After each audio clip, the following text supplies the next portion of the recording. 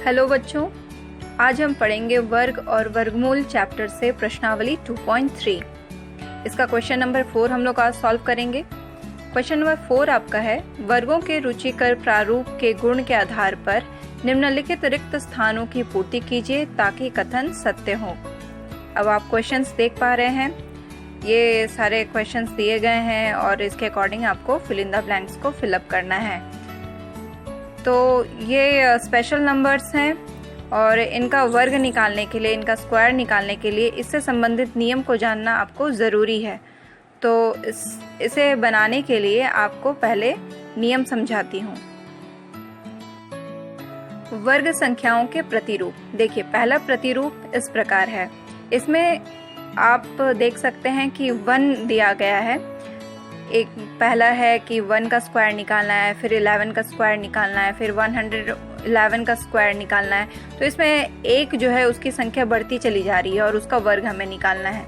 तो इसमें हम क्या करते हैं कि पहले 1 का स्क्वायर क्या होगा, 1 होगा। 1 क्योंकि 1 इंटू 1 क्या होता है, 1 होता है। अब यहाँ 11 का स्क्वायर निकालना है। 11 का स्क्वायर निकालने के लिए आपको क्या करना पड़ेगा, 11 इंटू 11 करना पड़ेगा। अब आप जाओगे, गुना करोगे, तब जाके आंसर लिखोगे। तो इसमें आपको क्या करना है कि सबसे पहले आगे 1 और पीछे 1। स्टार्टिंग में पहली संख्या 1 होगा और लास्ट की जो संख्या है वो भी 1 होगी। और इसमें हम देख लेंगे कितने बार ये रिपीटेड है। 1 and 2 टाइम्स रिपीटेड है, तो यहाँ पे हम लोग क्या लिखेंगे, 2 लिख देंगे। अब थर्ड में आप आ जाइए, यहाँ पे आपको 1 दिखाई दे रहा है, कितने टाइम्स दिखाई दे रहा है, 1 2 3 टाइम्स दिखाई दे रहा है। तो आप यहाँ पे डायरेक्ट आंसर लिख सकते हो। फर्स्ट में हम 1 लिखेंगे और लास्ट में हम 1 लिखेंगे और उसके बाद हम लोग क्या करेंगे कि ये जितने टाइम्स रिपीटेड है, 1 2 3 टाइम्स रिपीटेड है, 3 लिखिए और इसके आगे 2 लिख दीजिए और इसके पीछे 2 लिख दीजिए। तो आप यहाँ पे देख रहे हैं 1 2 3 तक गया, फिर 3 से रिवर्स चला गया 2 1। ठीक है, आप इसे यहाँ पे लिख सकते हैं। चलिए, आप डायरेक्ट बनाते हैं। सबसे पहले हम क्या करेंगे, फर्स्ट में 1 लिखेंगे एंड लास्ट में 1 लिखेंगे। यहाँ पे कितनी संख्याएं दी गई हैं, 1 2 3 4 संख्याएं दी गई हैं। तो यहाँ पे हम लोग क्या लिखेंगे, 4 लिखेंगे। अब इसके पहले क्या होता है, 3 होता है।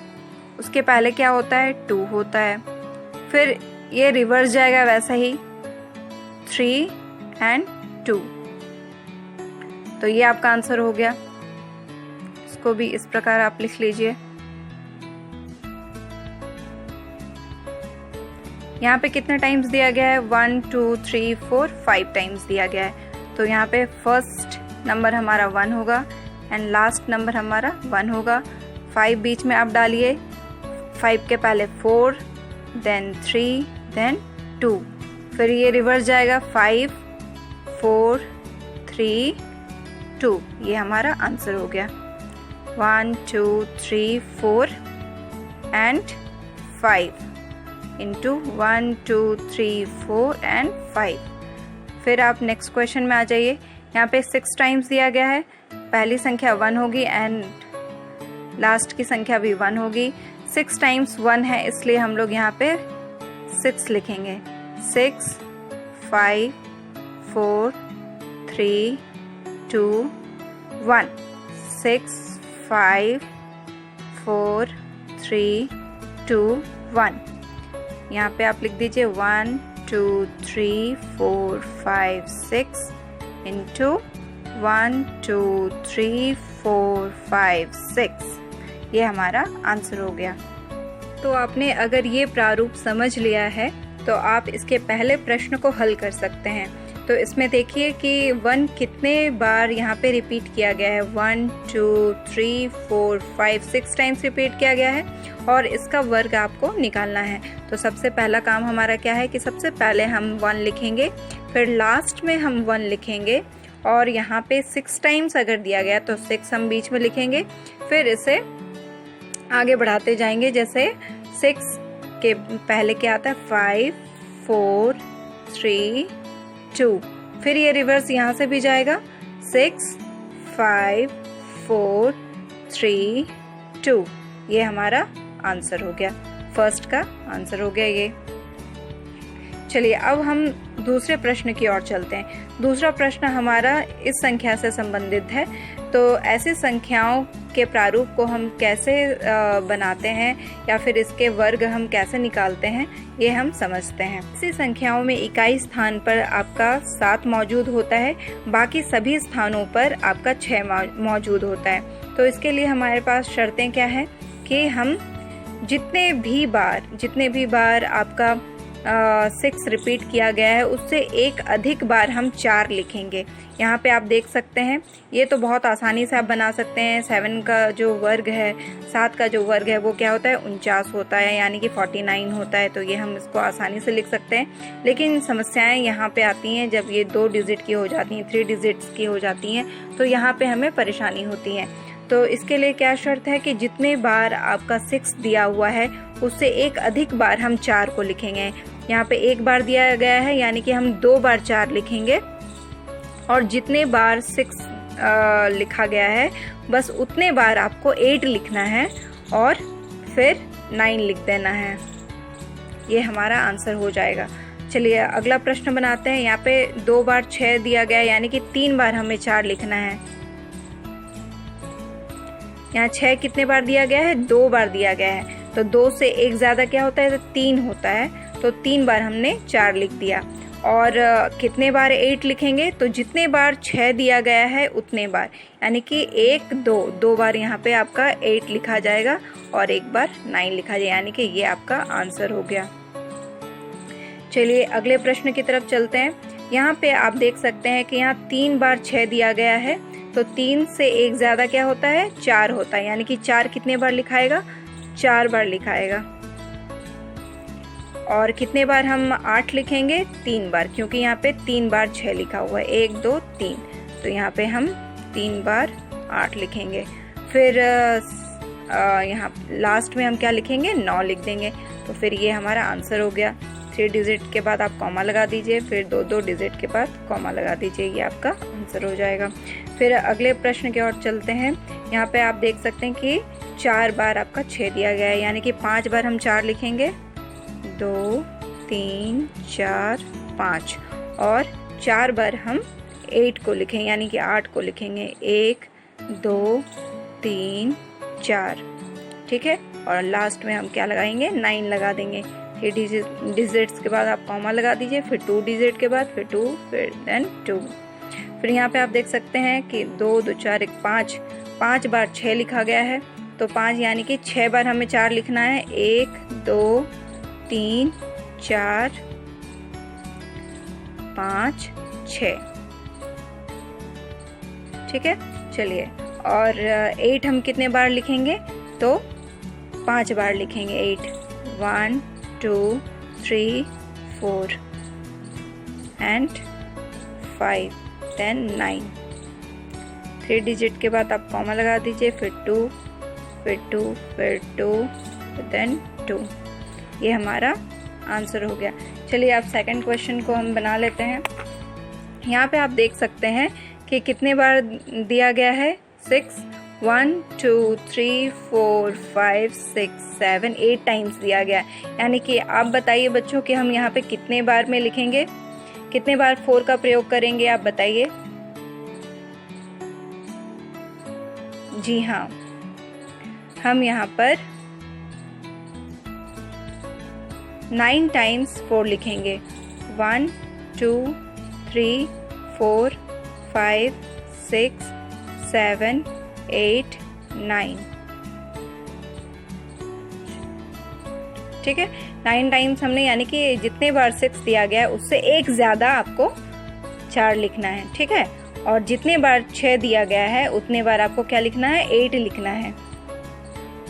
1 2 3 4 5 6 7, सॉरी पेज खत्म हो गया, 8 और एक बार 9 लिख दीजिए, ये ठीक है। ये आपका आंसर हो जाएगा। 3 डिजिट्स के बाद आप कॉमा लगा दीजिए, फिर 2 डिजिट्स के बाद आप लगाते चले जाइए, तो ये हमारा आंसर हो। चलिए अगले प्रश्न की तरफ चलते हैं। क्वेश्चन नंबर 3 में आप देखेंगे कि यहाँ पे 3 नंबर्स दिए गए हैं और उसका स्क्वायर आपको निकालना है। तो इन सभी नंबरों में आपस में रिलेशन है। आप देख सकते हैं ये एक प्राकृतिक संख्या है, ये जो संख्या है उससे एक बड़ी संख्या है, ठीक है। और ये जो है 56, ये इन दोनों का मल्टीपल है, यानी कि गुणनफल है इन दोनों का। 7 × 8 56 होता है, यानी 7 × 8 56 होता है। तो आप ऐसी संख्याओं का वर्ग कैसे निकालेंगे ये मैं आपको बताऊंगी। देखिए, ऐसे वर्गों में हम 3 वर्गों का योग निकालते हैं। इसमें 3 संख्याएं दी हुई हैं, तीनों का आपस में रिलेशन है।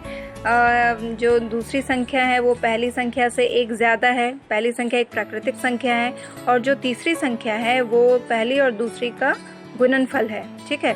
और इन तीनों का जो वर्ग है उसका हमें योग निकालना है।